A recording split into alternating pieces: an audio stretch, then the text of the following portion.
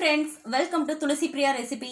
இன்னைக்கு நம்ம சேனல்ல என்ன வீடியோ பார்க்க போறோம் அப்படின்னு பாத்தீங்கன்னா, ரொம்ப டேஸ்டியான தக்காளி சேமியா எப்படி ரெடி பண்றதுன்னு தான் பார்க்க போறோம். வீடியோக்குள்ள போறதுக்கு முன்னாடி நீங்க இன்னும் நம்ம சேனல் சப்ஸ்கிரைப் பண்ணலன்னா மறக்காம சப்ஸ்கிரைப் பண்ணிக்கோங்க. இப்போ வாங்க வீடியோக்குள்ள போலாம்.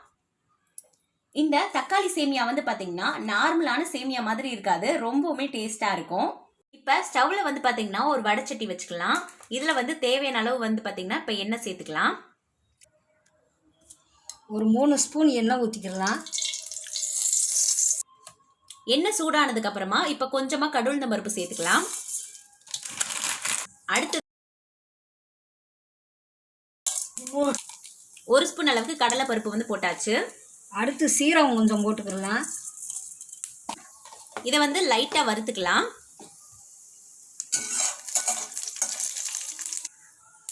ஒரு கொத்து கருவேப்பிலை போட்டுக்கலாம். இப்போ ஒரு பெரிய வெங்காயத்தை சின்ன சின்னதாக கட் பண்ணி சேர்த்துக்கலாம்.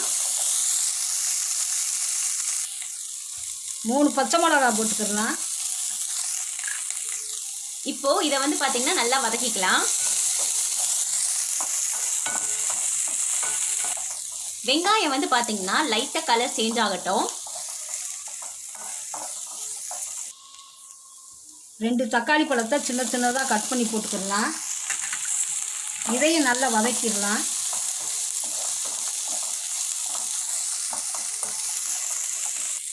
வெங்காயம் தக்காளி சீக்கிரமா வதங்குறதுக்காக கொஞ்சமா மஞ்சள் சேர்த்துக்கலாம்.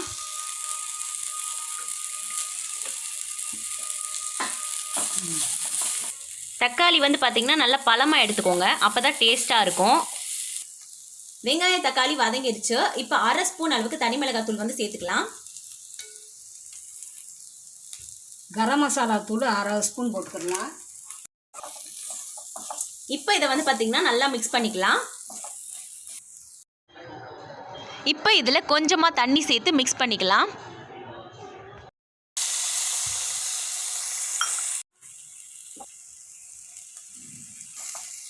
இப்போ லைட்டாக வந்து பார்த்தீங்கன்னா இதில் எண்ணெய் பிரிஞ்சு வர வரைக்கும் நம்ம வெயிட் பண்ணலாம். இப்போ வந்து பார்த்தீங்கன்னா இதில் 400 ml அளவுக்கு நம்ம தண்ணி சேர்த்துக்கலாம்.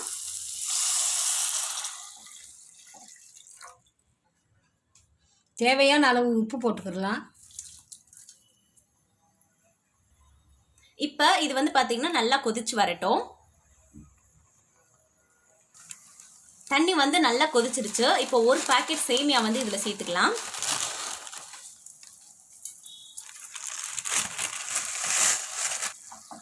சேமியா வந்து பார்த்தீங்கன்னா இது வறுத்தது, அதனால நாங்கள் வறுக்காமல் சேர்த்துருக்கோம்.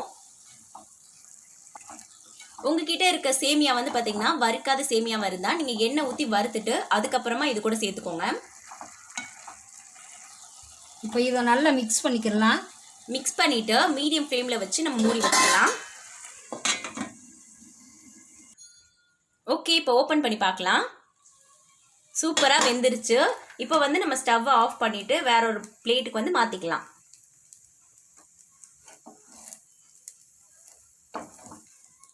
பிளேட்டுக்கு வந்து மாற்றுறதுக்கு முன்னாடி நல்லா மிக்ஸ் பண்ணி விட்டுக்கோங்க. ஓகே, கண்டிப்பாக நீங்களும் இந்த தக்காளி சேமியா ட்ரை பண்ணி பாருங்கள். வீட்டில் இருக்க எல்லாருக்குமே ரொம்ப பிடிக்கும். குழந்தைகளுக்கு செஞ்சு கொடுங்க, நல்லா விரும்பி சாப்பிடுவாங்க. இந்த வீடியோ பிடிச்சிருந்துச்சு அப்படின்னா லைக் பண்ணுங்கள், ஷேர் பண்ணுங்கள், கமெண்ட் பண்ணுங்கள். நம்ம சேனலை மறக்காம சப்ஸ்கிரைப் பண்ணிக்கோங்க. தேங்க்யூ ஃபார் வாட்சிங்.